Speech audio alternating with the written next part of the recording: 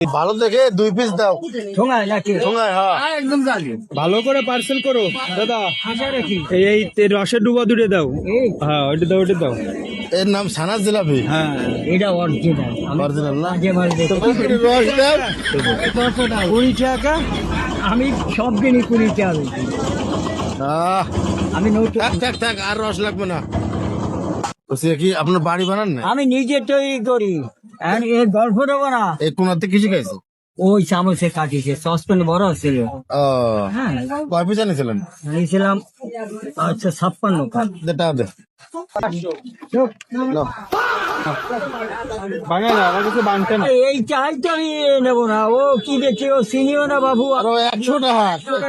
আমি তোর বানায় দাও শোনা। এটা 500 টাকা, এটা 100 টাকা। বাজার পারো তুমি বানায় আমার কাছে বানতে নাই। তুমি বানায় দাও আমার জন্য। ওই যে আপনার আদা জিজ্ঞেস করো তো।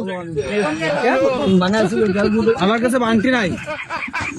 আমি কি কইছি কি তুমি বানাইছিল আমার কি? 100 টাকা না, তুমি কইলা না না, নাকি? না ও ওই যে অসুবিধা কি? তুমি নাও, তুমি নাও। না না না মাল কিনছে আপনার কাছে, বাঙাই তো আপনি দেবেন। না